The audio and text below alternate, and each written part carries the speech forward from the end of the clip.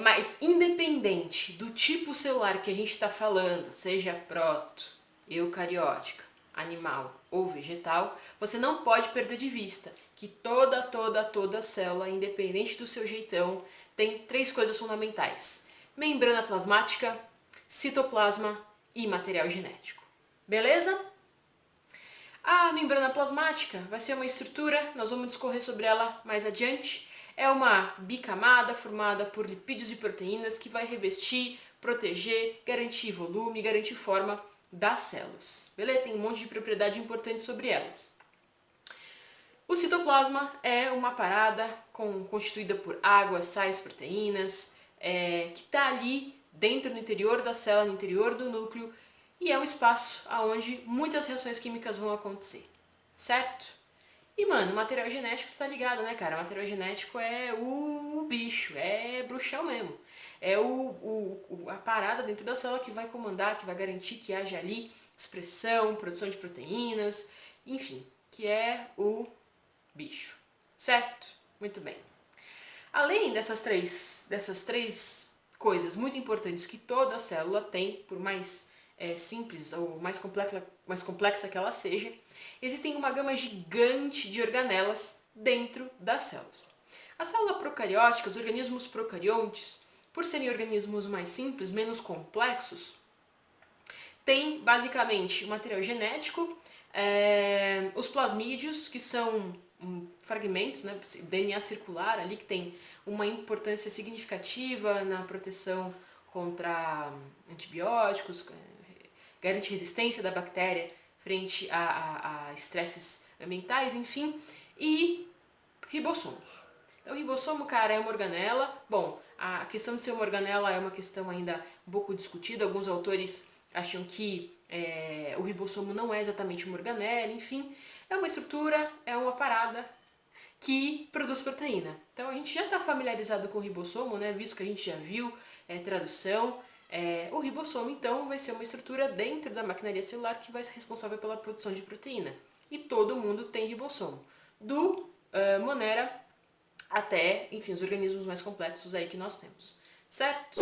Para além dessas estruturas que são comuns a todos os tipos celulares, material genético, membrana e o citoplasma, existem as organelas celulares, certo?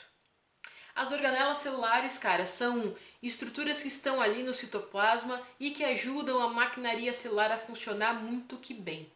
A gente pode, grosso modo, dividir as organelas celulares em dois grupos. Aquelas que são organelas não membranosas e as organelas membranosas.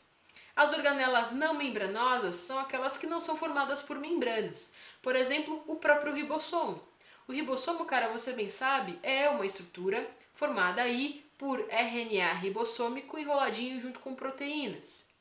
Outra organela que não é membranosa é o centríolo. O centríolo é formado por filamentos proteicos, cara, e ele é fundamental para ajudar ali durante a divisão celular, orientar, né, as fibras do fuso para separar os cromossomos, as cromátides irmãs durante a divisão celular.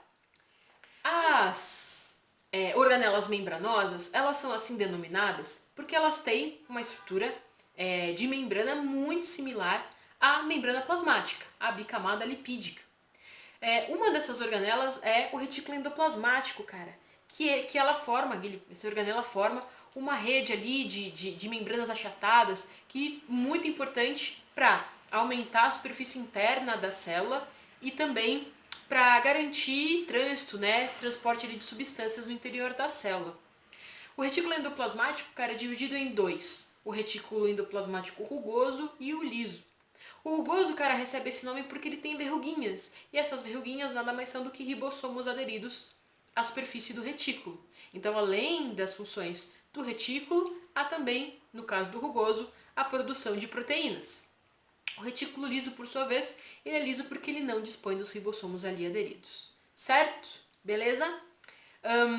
Outra organela membranosa muito importante, cara, é o lisossomo. O lisossomo, cara, é uma organela que está ali repleto de enzimas digestivas muito importantes, certo?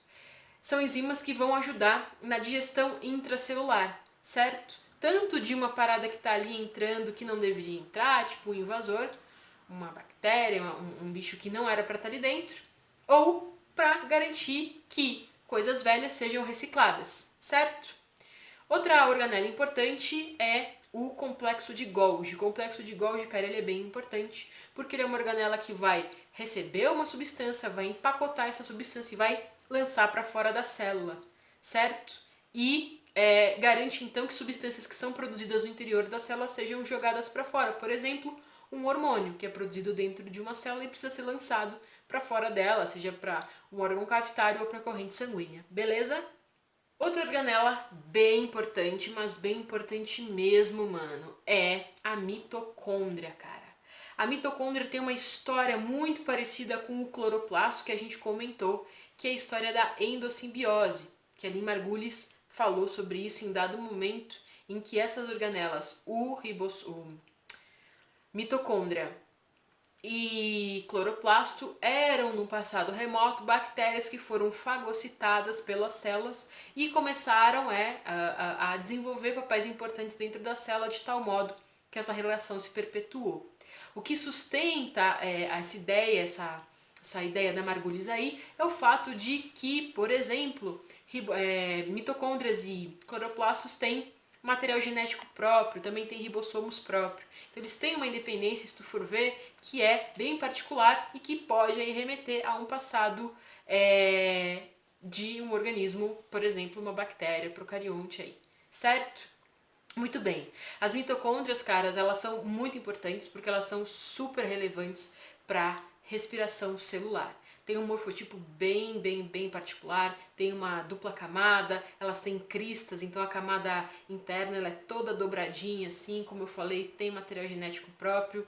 Muito maravilhosas as mitocôndrias. Certo? Para produção de ATP, mano, é com a mitocôndria.